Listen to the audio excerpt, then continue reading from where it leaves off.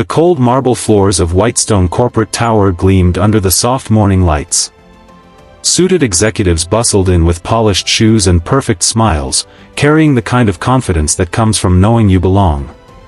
But on this particular Monday, as the revolving glass doors spun open, a man entered who seemed to stand out like a coffee stain on white silk. His uniform was faded blue, with fraying seams near the pockets. His black shoes had long lost their shine. In his hand, a small lunchbox, scratched, dented, and clearly well used.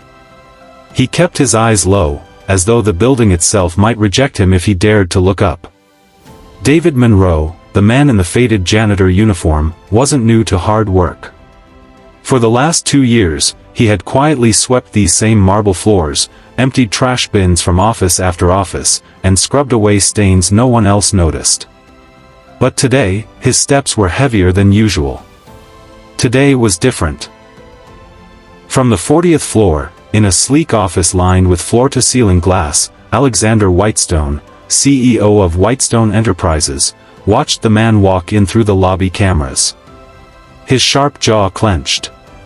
Alexander wasn't used to seeing anyone enter through the main executive doors without a badge, especially not a janitor. Within minutes, the CEO was downstairs, storming across the lobby. His tailored charcoal suit seemed to cut through the air as he approached. "Hey! You!" Alexander's voice echoed sharply. "What are you doing here? You don't belong here." The entire lobby froze. Receptionists stopped typing. Security guards exchanged awkward glances. Everyone knew Alexander Whitestone wasn't a man who liked to repeat himself.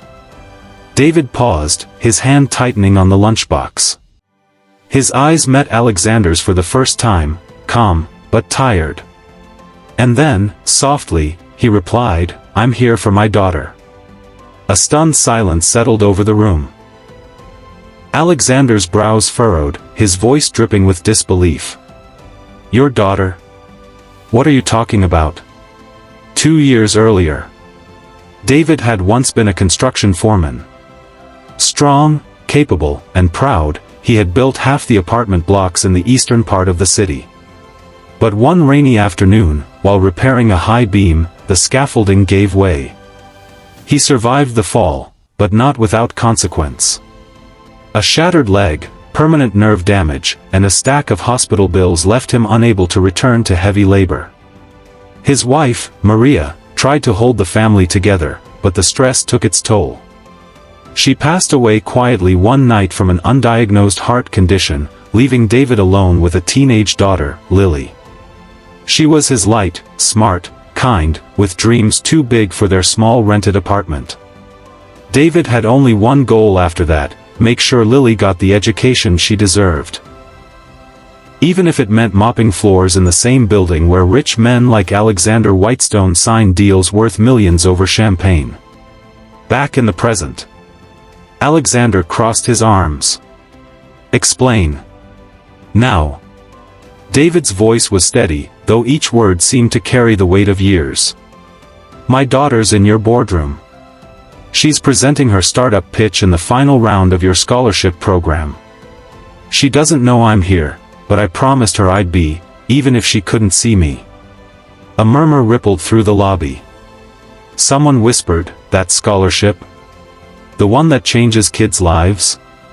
Alexander's lips tightened. "You think you can just stroll into my building without clearance because your daughter's upstairs?" David's eyes didn't flinch.